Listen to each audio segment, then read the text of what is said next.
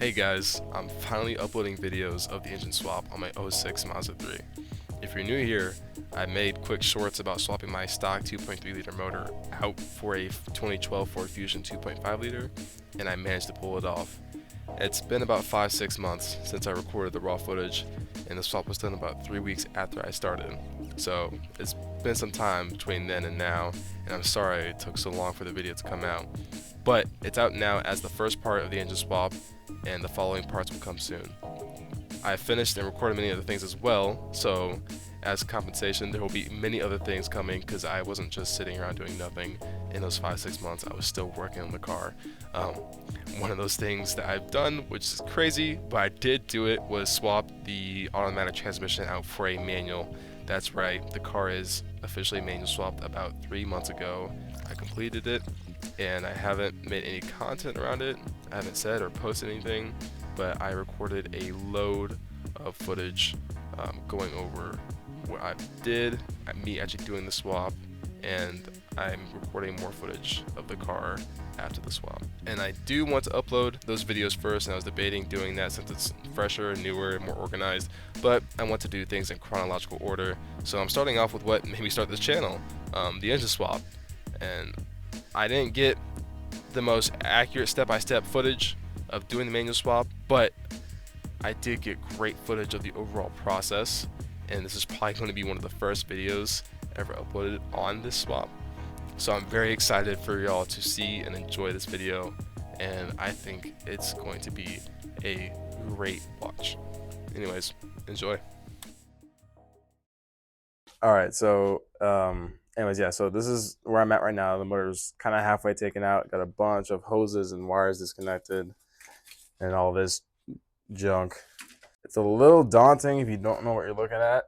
You know, not saying I do, but like if you never done something like this before, it's like, oh my god, it's like, how do you know where everything goes and what you need to take off? Well, you kind of don't. You kind of just wing it, and then as you go, you kind of learn what's what. As things go, I ran into a couple snags with my friend. The worst, honestly, which isn't, it could be worse, but we have a couple broken bolts. You know, on a 20-year-old, Japanese car that's in the Midwest, you kind of have to expect stuff like that to happen. There's a broken bolt, and there's another one right there.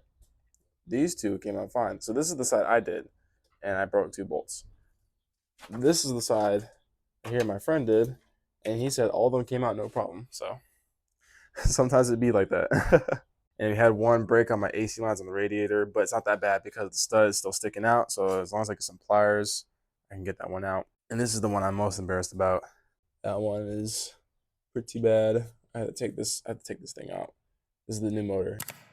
Okay, future me here. After looking back through all this footage, I realized I never talked about this engine like at all. So this engine is a 2.5 liter Duratec out of a 2012 Ford Fusion SE. It's a very popular swap in the Mazda 3 community to replace the 2.3 liter with the 2.5 liter because it's a direct bolt-in and replacement for the 2.3 liter and 2.0 liter MZR motors as well, which are found in the stock Mazda 3s. And the stock 2.3 liter ECU can run the engine with no tune. I don't know about the 2.0 liter ECU just because the displacement difference is much larger, but the 2.3 liter ECU can do it no problem. I have already confirmed that. Mazda also developed a 2.5 liter motor that's part of the Skyactiv family that they released, I think, back in 2013, and it can bolt right up as well, but those engines are expensive. The 2.3 and the 2.0 MZRs are also very expensive, but the 2.5 liter Skyactiv is even more expensive, and it costs an arm and a leg to get. Meanwhile, the good old 2.5 liter Duratec is as cheap and as plentiful as they come. You can go to any junkyard and you can find maybe 10 or so different Duratecs. They put them in Fusions, they put them in Escapes, they put them in Mercury versions of those 2 cars. I bought mine for $650 from a junkyard, and that included shipping. And as a cherry on top, the 2.5 comes with 175 horsepower and 170 pound-feet of torque. That's a noticeable upgrade compared to the 2.3 liters 160 horsepower and 150 pound-feet of torque. Anyways, that's why I chose to go with the 2.5 liter Duratec. It's just a great bargain for cost, power, and compatibility. but you don't have to follow my footsteps. I know you can fit a 3.0 liter V6 in there. Well, I don't know about fit, but it can bolt up to the same transmissions. I know people are trying to put Honda motors in there. There's many different options. I just like what the 2.5 Duratec is to me, and that's a reliable, simple swap for my daily driver. Anyways, back to the video.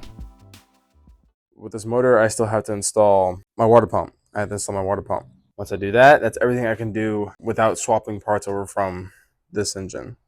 Once this engine is out of the car, I'll start taking parts off of it, and then I'll start throwing those parts from there onto that motor. What I would love to do, what I wanted to do this morning, was get this intake manifold off. You're supposed to use this intake manifold on this motor. The intake manifold on that one's a little different than this one. So what you have to do is you have to take this one off, shimmy it around, and then place it on there and make sure it lines up with the intake ports well. Anyways, I'm gonna get to work.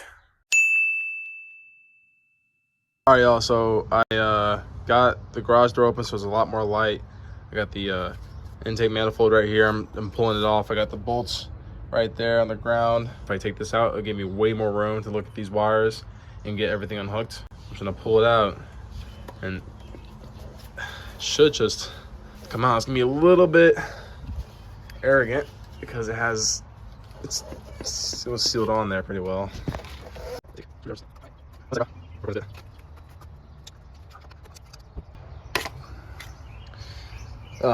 I'll figure it out. I need to put this phone down so I have two hands. I got the manifold off. It opened up so much room. As you can see, all this crap is now exposed, and we can just start pulling stuff off the motor. The right side's looking nasty, but that doesn't really matter. What matters is that we have so much more space right here. And with the valve cover off too, it really minimizes the profile of the motor. It's gonna make it really easy to work on. And first things first, before I start working on this again, I'm gonna go to Ace Hardware and grab some new bolts because I need to replace some broken bolts. And also I need to get a bolt extractor so I can get those broken bolts out. But anyways, yeah, I'm gonna do that and then I'll be back to work. So I never recorded myself coming back and extracting those bolts, but I did get them out. Well, the important ones out. The other ones obviously added character to the car, so they were left there. But now you can see I'm moving on to the CV axles and the brakes as well. Side wheel well, I'm taking it apart right now. I already got the axle nut off. I got my calipers off. They're right here. I also unplugged the ABS wire. I'm currently trying to smack this knuckle out of the shock tower. You can see this is where it was. This is where it's at right now. In order to do this, or I have to do this because I'm trying to get this CV axle out so we can start pulling out the transmission. It's a pain in the butt, but we're so close to getting this engine and transmission out. It's been about 3 days. There's a lot of days, but you know, I'm trying to learn while I was doing this, so it makes it take a little bit. It's getting pretty close. I have my friend on the other side helping me out. He's trying to get the AC compressor off so that we can fully unhook all the lines from the motor. The garage is just full of bolts and crap from the engine bay. Right here, I got my my wheel hub and the actual knuckle.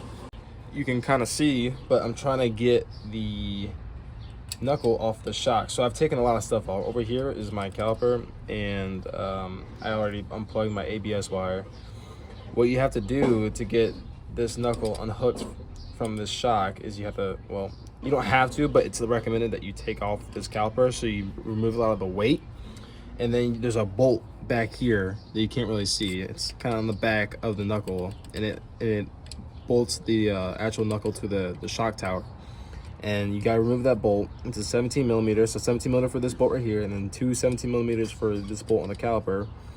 And once you do that, you can take a piece of wood and a sledgehammer and start knocking it out of place. I've already got about 1/2 inch. Now I'm trying to knock it the rest of the way. Make sure you take off the axle nut right here. On my car, it was a 32, and some other cars is bigger or smaller. And then once you take that nut off, you are gonna have to take a gear removal tool. So it has jaws that clamp onto the back of the hub, and you can use an impact to push and drill the worm gear further into the jaws, which then forces this spline of the CV axle to get pushed out. But anyways, first things first, I'm trying to just get this off. So I'm gonna continue that. So here I am beating the crap out of this knuckle to get the CV axle out, you know, as one would do. And I'm working pretty hard. You can see it's slowly coming out, and I get it looser and looser, and then disaster strikes. Hold on, I'm sorry. What was that? The ABS wire fell in front of my hammer. It got smashed.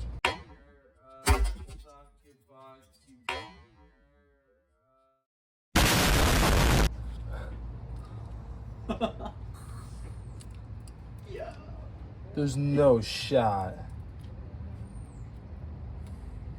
Well, this is what happens while you're working on cars, I guess. Yeah, that's also what happens when you don't secure wires while you're banging on shit. I mean, did you see how demolished that connector was? Don't be like me, guys. Just zip tie your wires. Fixing that wire wasn't hard, but it was annoying because while I'm fiddling with wires and trying to fix a connector, I know that it could have been avoided. Anyways, just zip tie them. It'll save you time and money. Is it still usable?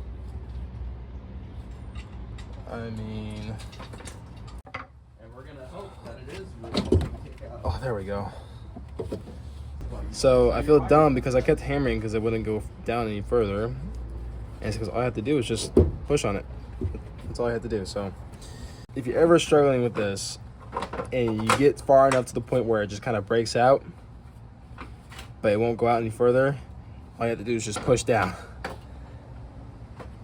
Normally, you wouldn't get punished for doing all that extra work, but I did. So, but hey, at least the connectors are still good.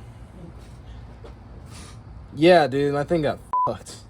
Dude, it literally like it's I like think I you did a worse number on a cord than I did. Oh yeah, 'cause I smacked it with a fucking hammer. Jesus. All right, well that's it. You know, That's it honestly, for all now. the pros- All right, so it's later in the day. Right here, I got the knuckle and the shock tower separated. You could try to use a hammer and knock at the end of the CVX right here where the threads are. But if you live in the Midwest, I don't suggest it because that will not come out, at least not for a long time. So what I did on the other side is I ran to AutoZone, bought this $45 Duralast 5-ton gear removal tool. So yeah, so I got it set up right now. I'm gonna get this axle out real quick.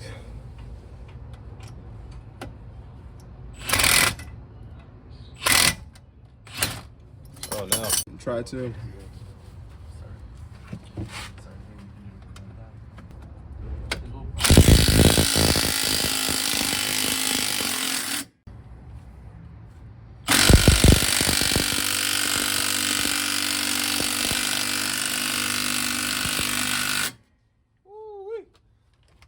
Where's that PB Blast at?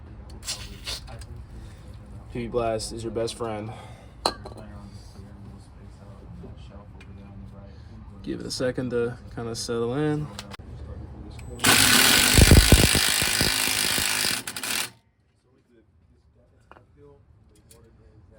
One nut came off. All right, let's try again. Hopefully, oh, wrong way.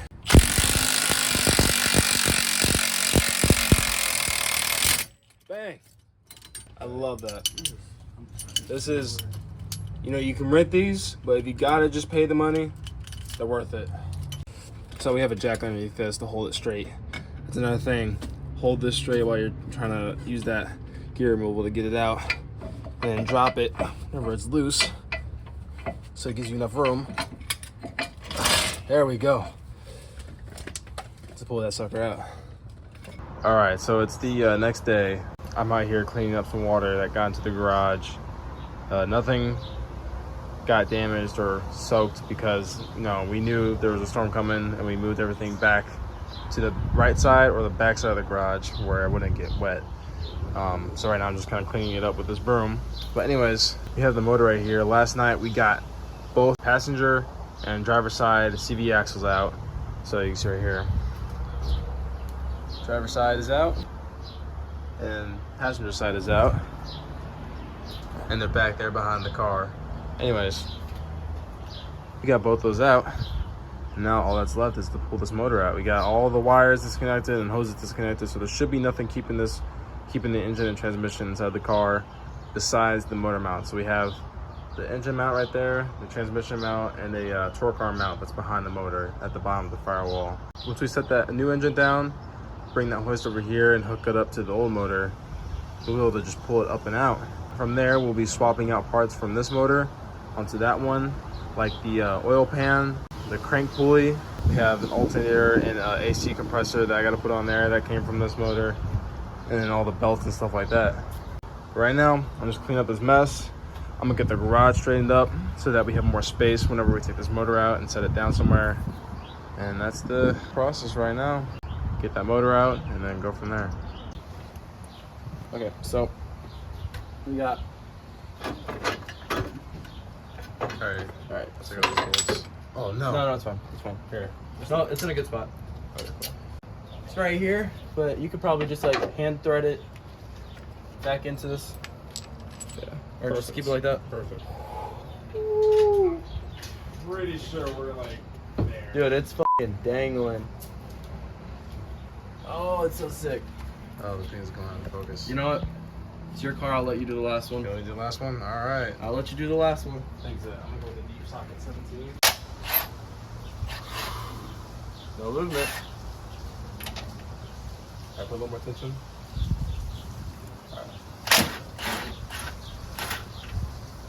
Okay. Okay. And then I'm gonna take this, I'm gonna bolt this, okay? Yep. Go for it. Be nice to it. Remember. Yep. After this, there's pretty much nothing holding this engine and transmission. Should be able to just lift it and pull it out. Get a little more tension. Yep.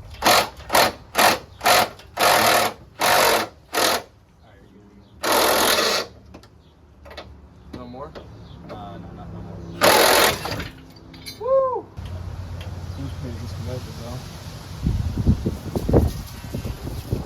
Yeah, it's freely moving right now. Let's go. Got it going. Let's go.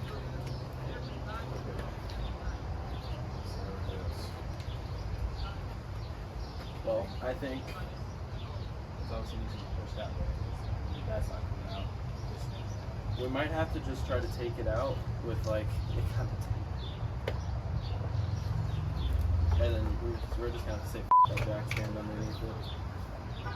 I think we give it a second. I think what we should do is maybe turn it sideways and try to get this out. I agree. I kind of like this. Yeah. Yeah, because this thing's gonna get in the way of this. I mean, we could totally unbolt this. Honestly, we might have to do that. Let's just see what we can do first. Yeah. Oh, bro. Or maybe that. Then if it's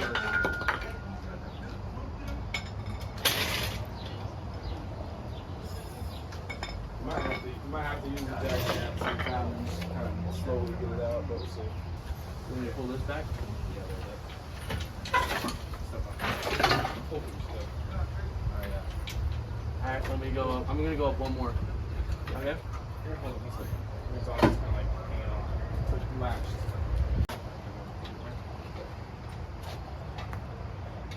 Shot, This bro. might be easy. This might be so easy. Alright, I think that's enough. Start pulling it out. Yeah. Sorry, here, I got you. I got it. Right for that. No fucking shot. Just like that? No fucking shot.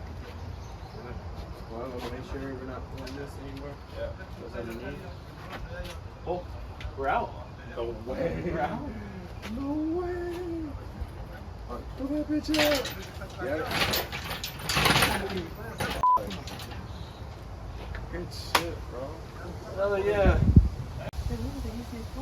That was the easiest part. What the f? That was the easiest part. Here, I'll show them. Show the camera the engine bay. Holy shit. Dude, that was empty. Nada. Nothing in there. holy. And then here we go. We got the engine and transmission.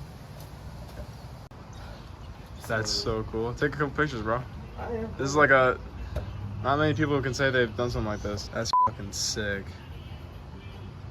It's just hanging.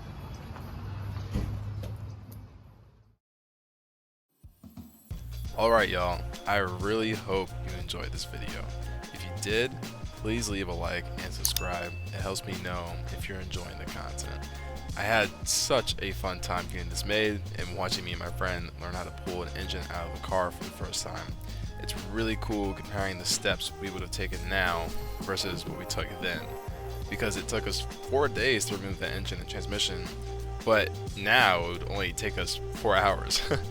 Anyways, there's so much more to come, so I'll get started on getting the next video out where we swap over parts from the old 2.3 liter MZR motor to the new 2.5 liter Duratec. Anyways, that's it for now. If there are any critiques, questions, or comments about our work or the video, please leave them down in the comment section. I would love to hear from y'all. But until next time.